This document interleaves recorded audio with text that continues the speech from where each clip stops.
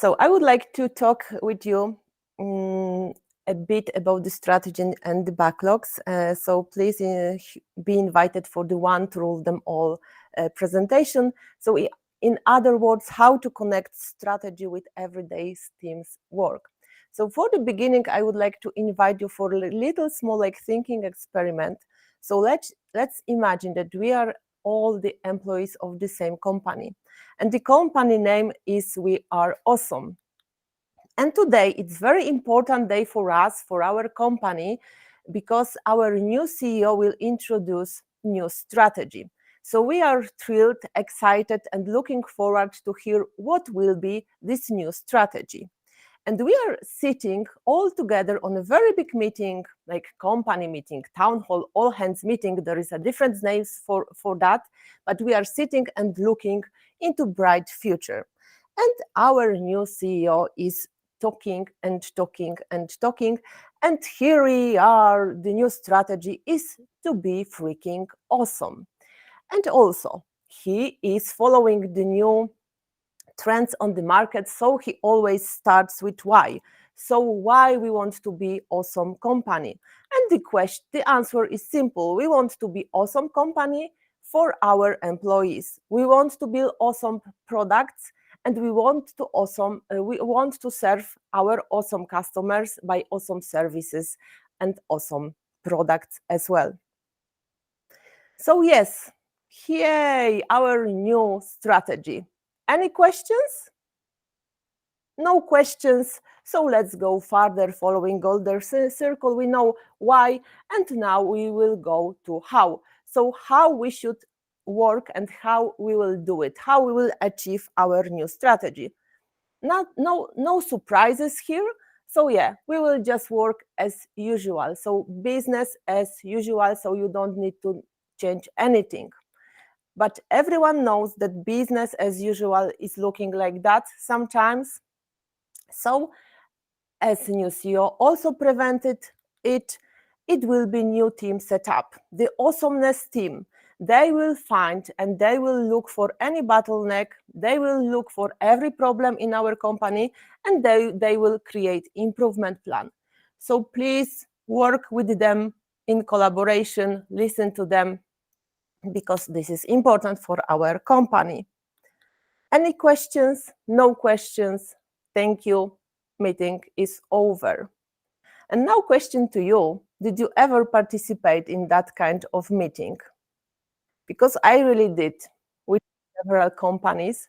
So after those kind of meetings, some questions always came to my mind. First of all, do I really understand our new strategy? Do I really know what I should do or how I should change to achieve it? And also maybe not super important one, but still when I will hear about this strategy again. So with those questions, once I read this article, many strategies fail because they are even not actual strategies. Really? So hello, my name is Zuzanna Bartosz. Nice to meet you all. Few facts about myself. I have like 10 years of experience working with the change in the companies. I have like 20 years, almost 20 years in experience working for an IT. And I would like to say 30, but actually it's 40 years of life experience. And within that time, I was working within several companies, starting for very big ones, middle sizes, and also the small ones, even the smallest, like a startup. With this experience, I had opportunity to observe how the size of the company influence its structure, its culture, its employees. I was also working within several roles. I was acting as an agile coach, product owner, manager, and scrum master, and I'm doing this role right now. And this is how ChatGPT sees that role. I don't think I never looked like that, but yeah, anyway, we need to improve on this one. So for today's presentation, I divided it into 3 parts. So first part we already started will be around the strategy. The second part will be about execution. And those 2 parts will be only like a quick touch of the point touch point for today's presentation, but we will focus on the third part of a system, how we should build this connection between strategy and execution.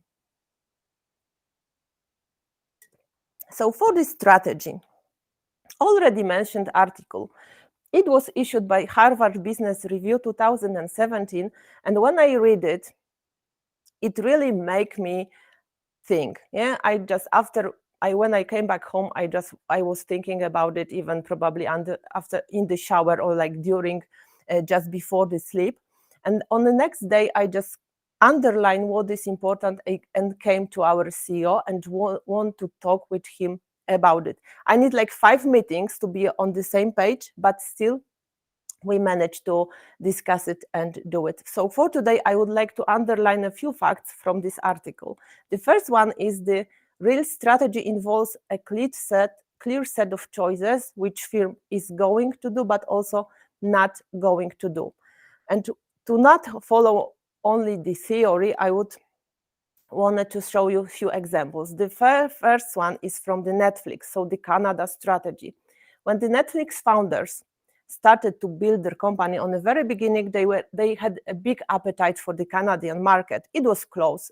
The post office services were cheapest in comparison to United States, so they wanted to go there. But at the end, they decided not to do it because they want to have the big focus, the focus of the goal of the companies, which was, of course, the United States market.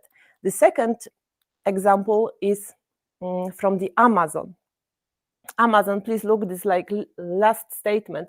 Leaders start with the customer and work backwards. So it says a lot about the customer centricity. There is even a rumor that Amazon office in the very beginning were super ugly and they had old furniture because according to Jeff Bezos, the office didn't bring value to the end customer. So it was like extreme example, but still we have the strategy and we want to follow it in a very aspect of our company. Also, other bullets point from this article, always communicate your logic. You want your people, you want your employees to really understand why we are doing and understand the logic behind the direction of the company. There is not only top-down the process. It has to be feedback loop always. Make change your default, very close to mine and I hope our heart, so change is our new normal. And also this underlined, let selection happen organically. And this is about this process that we will talk later on. We already said what should be in the strategy, but what shouldn't be. Strategy is not a company goal. Strategy is not company priorities, and strategy is also not a list of company's values. And saying that, like small call to action for all of you, please discuss or check within yourself your company strategy, whether you know it, whether you understand it, and whether you are able to show the connection between your daily work with the company strategy. So let's leave the strategy for a moment and let's go for the execution part. So in my eyes, execution is our work, our daily work to accomplish our goal, to deliver our products. And as we probably all know, we are living in the VUCA world.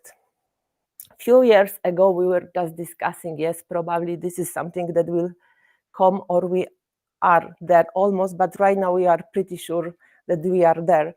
After the COVID, after the war, after everything what is happening right now, this is our new normal and new reality. So we need to deal with rapid changes and rapid fluctuation. We need to deal with an uncertainty. We need to make decisions with a lot of unknowns, complexity, so a lot of cross-linking, and of course, many possible interpretations.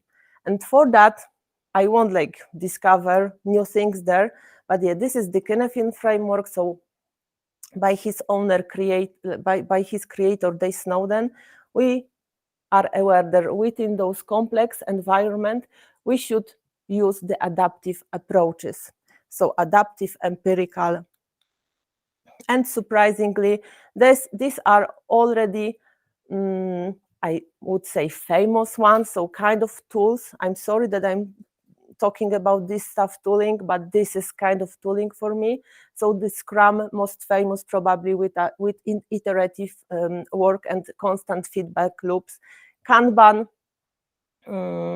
so decreasing working progress, pull system, metric driven, and also, of course, when we're talking about bigger company, the scaling ones, so less, Nexus, and last but not least, Agile Manifesto, but not only those 4 sentences, but also the 12 principles which is behind.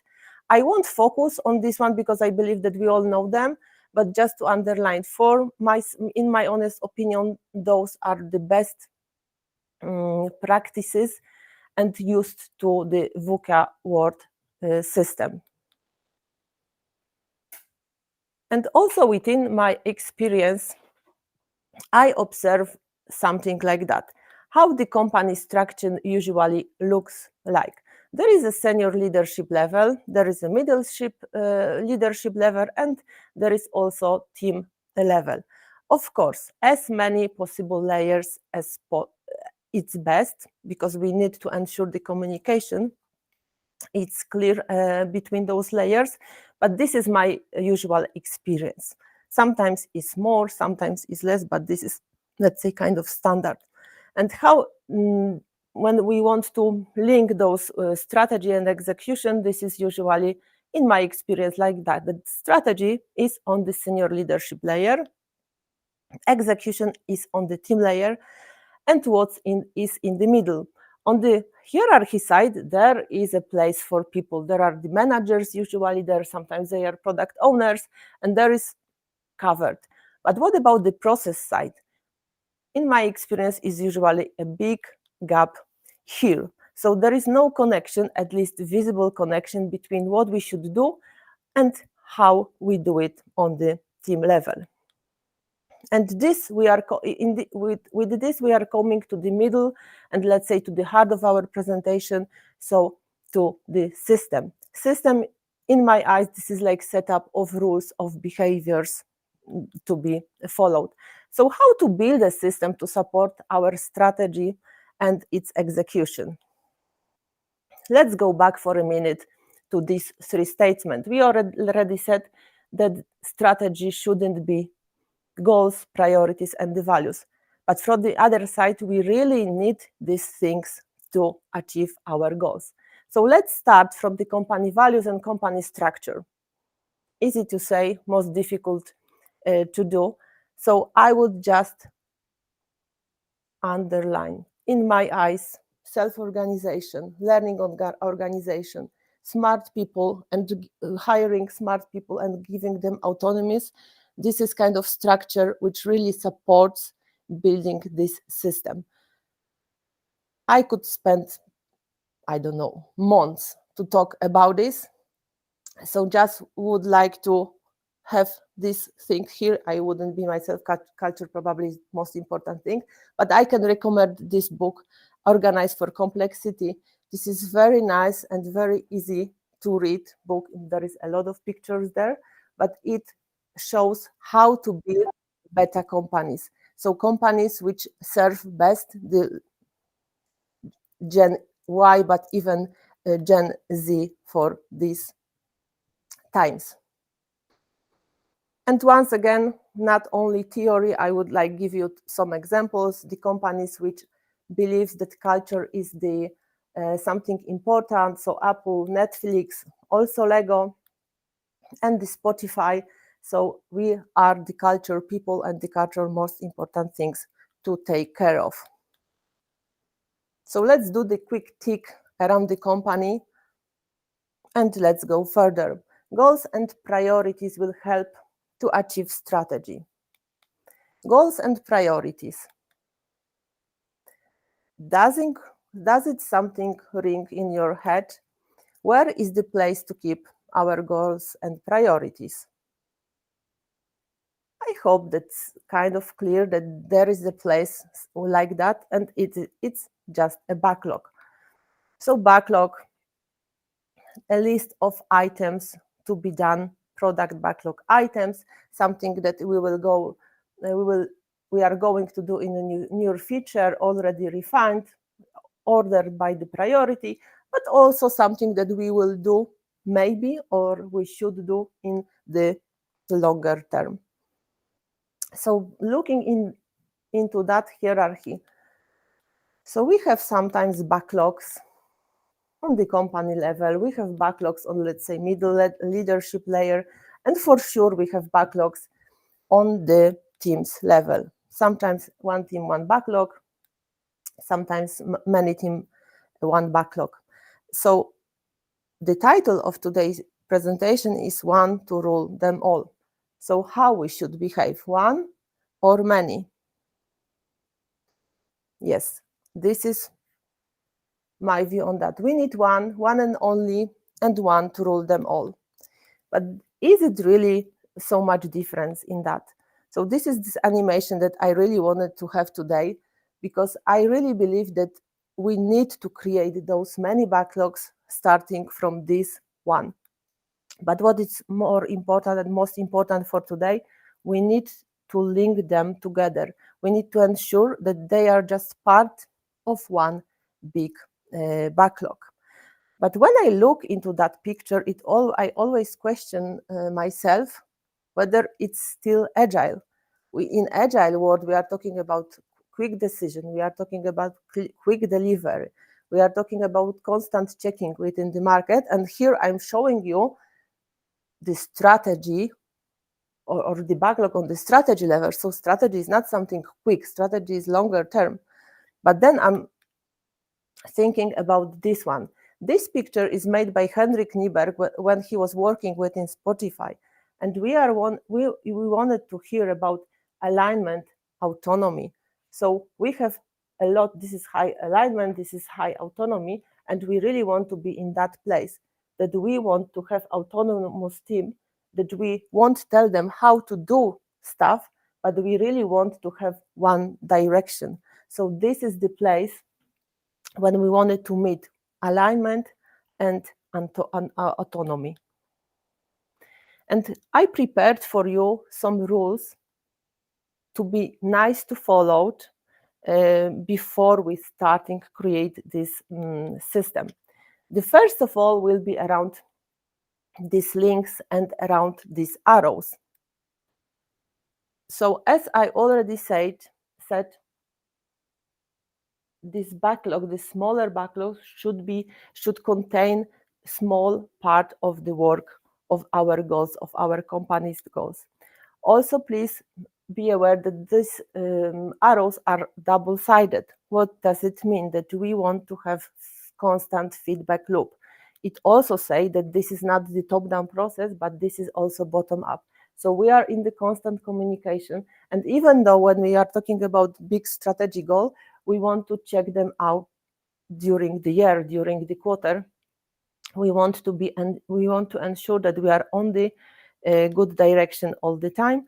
And last, also not least, the transparency. So we are building the link, visible one between all the layers. The second rule, it's about customer. So this is also another arrows, but this is from us to the customer. We need to know and we need to remember all the time that our goals should be customer or business driven. So it's nice when we want to have decrease the cycle time, for example, but cycle time means nothing for the customer.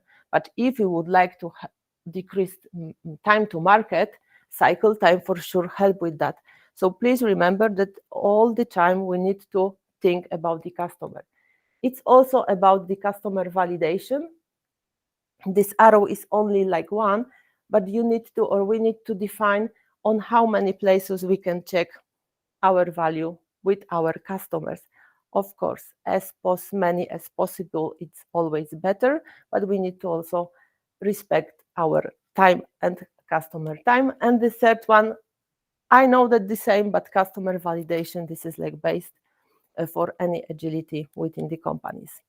The third rule is about metrics. Why we want to have metrics? Because usually we just get what we measure. We want to know if we are achieving our goals, and last, we want to have the clarity on where we are within the process, where we are in achieving our goals. So summary of these rules, 3 rules. So the feedback loop, constant communication, the customer validation, checking with customer and business goals, and the last one, metrics. And we are going slowly to the last part of the presentation. So how to create this backlog to rule them all. And I prepared 6 small steps, and let's start with the first one. First one, it's to find your backlog owners. So what does it mean, backlog owners? I was like struggling with this name because I would like to say product owners, but we all know that it's not always like that. And we don't have like one owner for the entire company. So I came up with this name, priority owner.